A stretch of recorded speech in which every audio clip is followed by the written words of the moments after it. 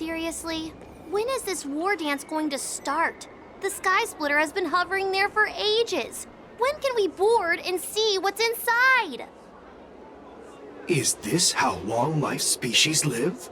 Everything proceeds so slowly.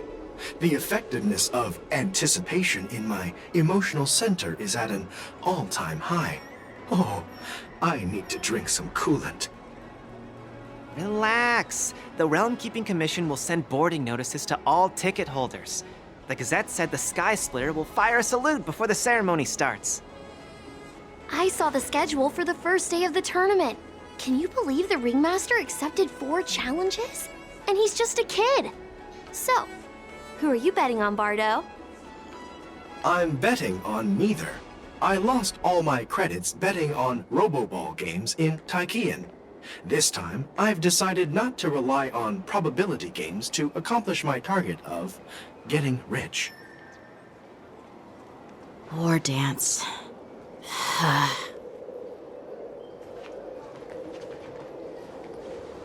There you are. I heard you and Mr. Dan Heng went to meet the judges, and then a riot broke out in the shackling prison. I was so worried about you. Thank goodness you both made it out safe.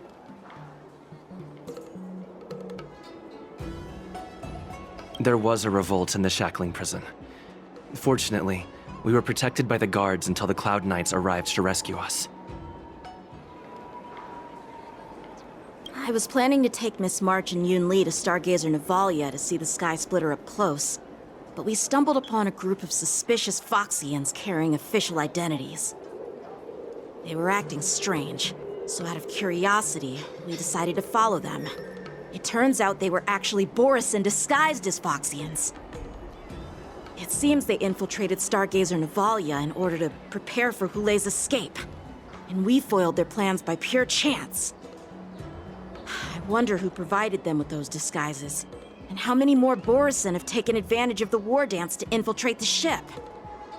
The Borisin traveled all the way here to infiltrate the Lafu, and attempt to rescue their leader with a crafty scheme. This is completely unlike them. To be honest, it reminds me of what the disciples of Sanctus Medicus did during the Ambrosial Arbor crisis. At present, all 3 generals are on guard, and taking action to hunt down the fugitives, and the mastermind behind it all, in order to prevent further trouble.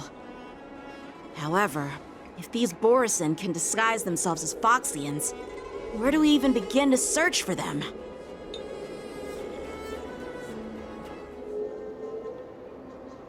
Yeah, I heard them too. But I'm afraid I'll have to disappoint them.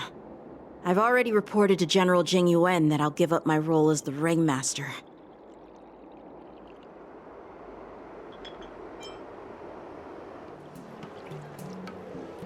The security of the Lafu is more important to me than anything else. I need to fulfill my duties as a Cloud Knight Lieutenant before taking on the honor of being a Ringmaster.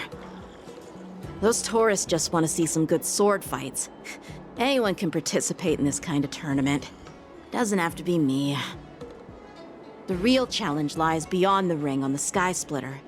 If we don't capture the fugitives soon, Hulei will wreak havoc. Obviously, there's someone behind the scenes orchestrating this prison break, intending to spread chaos. If we fail to thwart their evil plan, what honor will be left for us to uphold? Well said. You may be tiny in stature, but your ambition matches that of the Yao Qing's warriors. Hey, this has nothing to do with my height.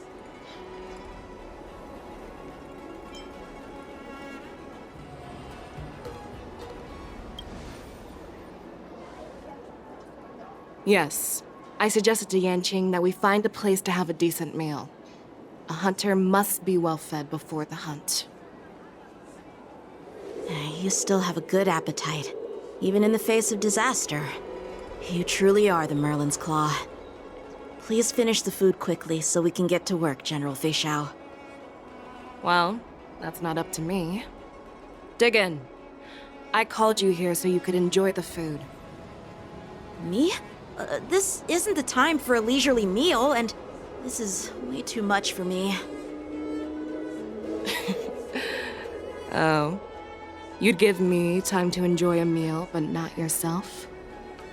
Ever since you encountered those Borison spies, you've been so busy that you've hardly eaten anything.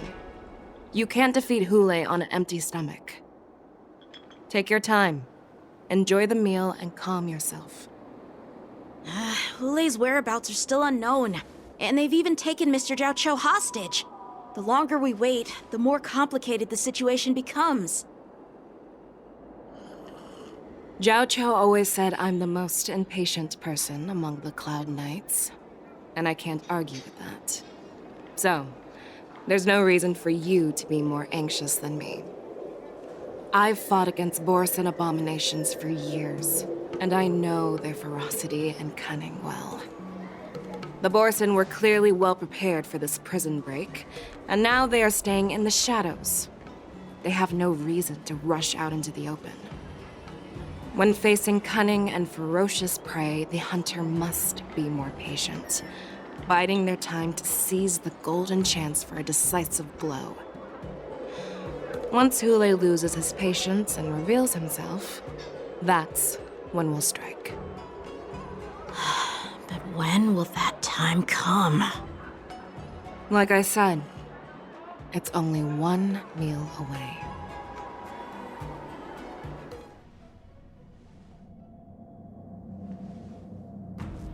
General Hua Yan, the Skyfaring Commission has finished its preparations. Do you have any other instructions? Representing the consensus between the Merlin's Claw and the Divine Foresight, I'll step in as the temporary commanding officer of the seat of Divine Foresight and oversee the Six Commission's affairs on the Luofu. What is the situation at the shackling prison? Hule made a quick escape and even sealed the gates of the prison. As of now, the Cloud Knights have re-established contact with the staff inside. The good news is the two Nameless who were trapped in the shackling prison are safe and sound. I know I shouldn't use the word great given the current situation, but I'm relieved that he and Dan Heng are safe. We've lost contact with one of the messengers from the Xianzhou Yaoqing. The Borison have likely taken him hostage. Don't worry, Yuko. Fei Shao is leading the wolf hunt operation, and you know how capable she is. I have no doubt about General Fei Shao's capabilities, General Hua Yan. I'm more concerned about the Wardens. According to the plan, the ceremony will begin in 6 hours. The Sky Splitter will be activated, and all visitors will board the ship to watch the contest. But now, with Hule's whereabouts unknown, everything is filled with uncertainty.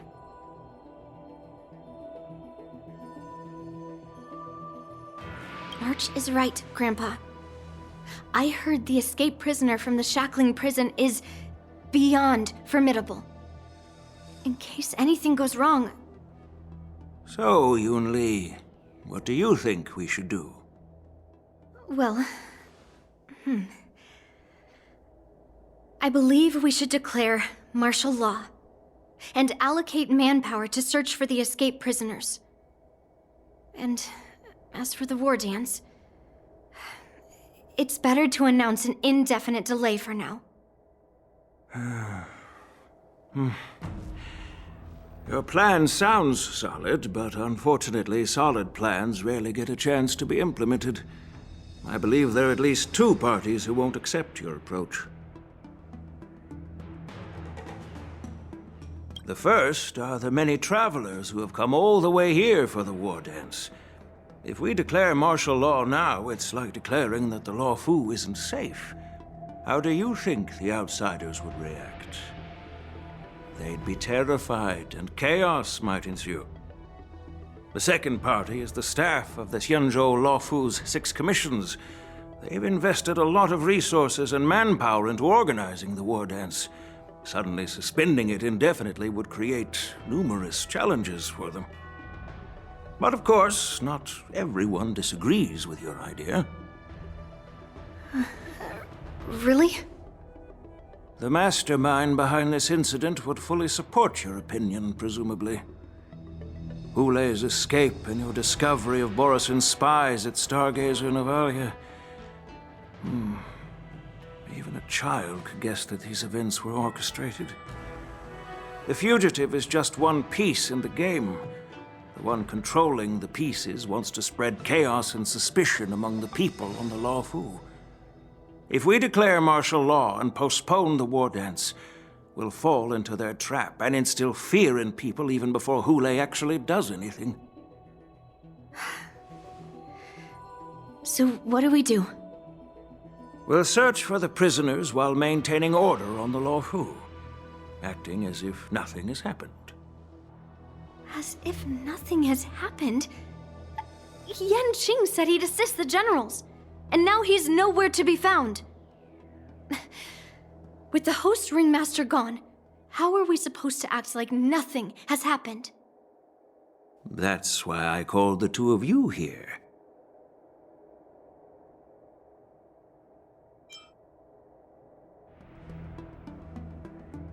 Master Yunli, is General Huaiyan asking you to be the ringmaster instead of Yanqing?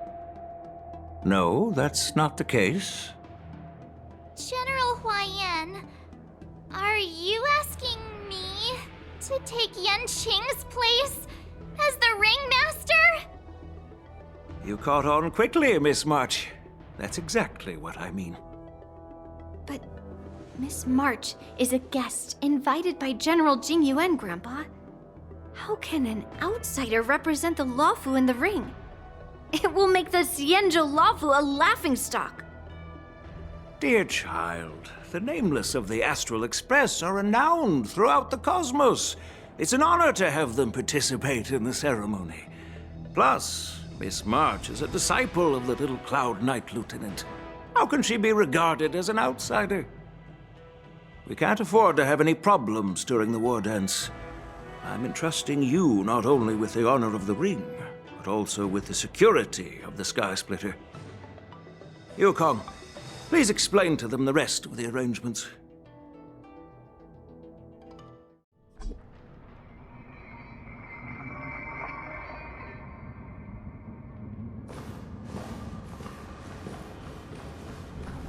I am sorry for our improper management, and I truly appreciate your assistance, General. There is no need to apologize. We Cloud Knights fight on the battlefield while you judges punish the criminals. We are two sides of the same Xianzhou Luofu, and it is my honor to serve the Ten Lords' commission. I've grasped the situation of the prison break. Now tell me more about the current state of the shackling prison. Borisin infiltrated the prison in disguise and released the prisoners, spreading chaos. Among the judges on duty in the 4 divisions, Judge Shui from the detention division was killed and is temporarily unavailable. So, I'm taking over her duties and commanding Arumaton spectral envoys and spiritfarers to quickly restore order in the affected areas. I, and the 2 behind me, will go deeper into the prison to investigate. But, General, the situation inside is still chaotic and perilous. Your presence would be... It's common for Cloud Knight generals to face danger directly. Hule has escaped, and the Yaoqing envoy is being held hostage by the Borisin. His fate is unknown. This is a grave matter. Not only did the Merlin's Claw offer no reproach, she decided to go after Hule herself to prevent further calamity. I believe the Luofu owes her something in return for her fervent determination. How did the infiltrators learn about the location where Hule was held? And how did they time their plan just before the Yaoqing messengers were ready to escort him? Finding the answer to these questions shouldn't be too difficult. What truly matters is if we can gather the clues that lead us to the mastermind behind all of this. I understand, but I'm afraid it won't be an easy task. For a long time, this hidden force has been pursuing their own goals and undermining the security of the Luofu. Backing down now will only encourage them to further endanger the peace here. The Ten Lords Commission will support your decision with everything we have, General. Dan Heng and Ling Sha, I'll need both of you to accompany me on this challenging journey. Well, it's part of my responsibilities as the Cauldron Master. So, where would you like to start, General? Let's start with those Borisin disguised as Foxians. My people have already prepared the evidence.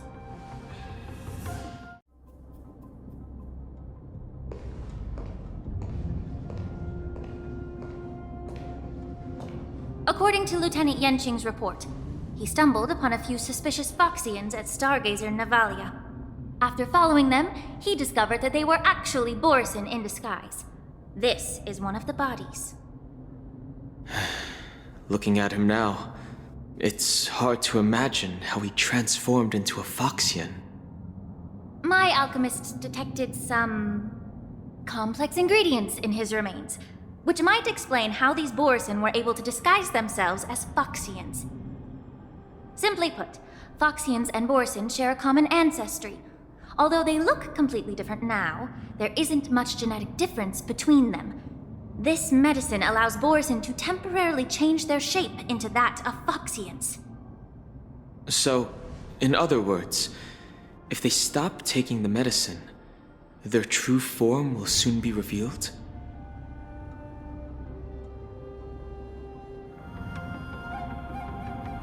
Indeed. This means that these Borisin have a steady supply of the medicine within the Laofu. The disciples of Sanctus Medicus. Looks like the Alchemy Commission is involved once again. When I was sorting through the prescriptions they used, I came across one called Semblance Reversion Essence. It's designed to help those disciples suppress signs of their Mara-struck forms and maintain their normal appearance. When I compared it to the medicine found in the Borisin's body... They're one and the same, aren't they? The medicinal properties and ingredients may differ, but the principle remains the same. Since ancient times, the Borisin have always sought to have more powerful bodies, regarding the Foxians as weaklings. Yet, in order to save their warhead, they were willing to disguise themselves as Foxians. Their determination is quite remarkable. If these infiltrators rely on the medicine to maintain their disguise, then following this lead in our investigation seems prudent. Please follow me. Here we are. According to the judge, this area is not yet under control, so we should proceed cautiously. I've captured the nature of the medicine in my sensor. By following the medicinal fumes, we should be able to retrace the steps of the disguised Borisin.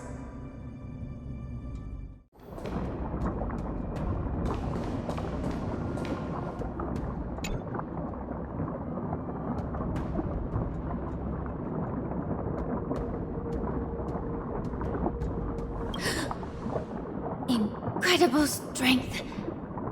The attacker shattered this warden's bones with a single blow. Such brute strength is not something an ordinary Borisin possesses. This is likely the work of Hulei. If I may be so bold to ask, is this Borisin truly that formidable? I have lived a bit longer and engaged in a few more battles than you, Miss Ling Sha. To the Alliance, Borisin have always been the most formidable adversaries. And Hulei is a monster feared even among his own kind.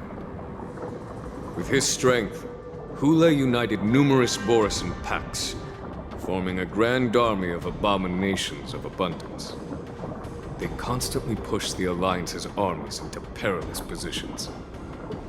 Over 7 centuries ago, I followed my mentor on a campaign against the abominations. And I personally witnessed the devastation on the battlefield after Hulei appeared.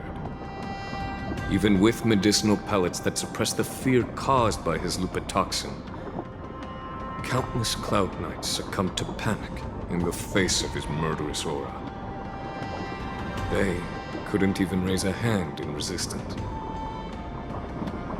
If the former Sword Champion hadn't immobilized Thule with her Frostblade, the outcome of that fateful battle could have been very different. By the end of the battle, only a few of us remained. The crimson moon cast the sheen of blood on all. Everything I saw was painted dark red. If that's the case, why wasn't the beast executed instead of being imprisoned? On the Xianzhou Jumi, the judges cast those unforgivable and nearly immortal abominations of abundance into the eternal flames of the stars, reducing them to ashes. Their so-called immortality is just a facade. I mean, nothing can truly defy death, can it? I just don't understand why the Luofu kept this tumor for so long, leading to the terrible situation we're facing now. But I guess I understand. The people of the Luofu are known for their kindness. Even when faced with the malignant tumor within the Alchemy Commission, they couldn't bring themselves to cut it out. Instead, they exiled the healer, who tried to solve the problem, to the Xianzhou Jumi. I understand if you hold grudges against me, Miss Lingshaw. I take the blame for the resurgence of the disciples of Sanctus Medicus. As for why Hule was only in prison, I can shed some light on that too. I'm just a healer. I'm not familiar with the past. I'd appreciate it if you could enlighten me, General. All right. Let me tell you more about it as we go.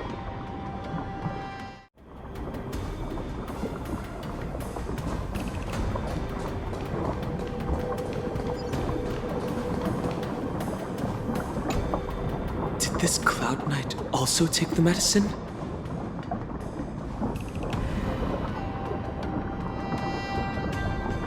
No. This is a Borisin in disguise. A guard killed him before he could return to his original form. All these Borisin are dressed in official attire. Besides the Cloud Knight, there were also 2 Borisin disguised as members of the Skyfaring Commission and the Artisanship Commission.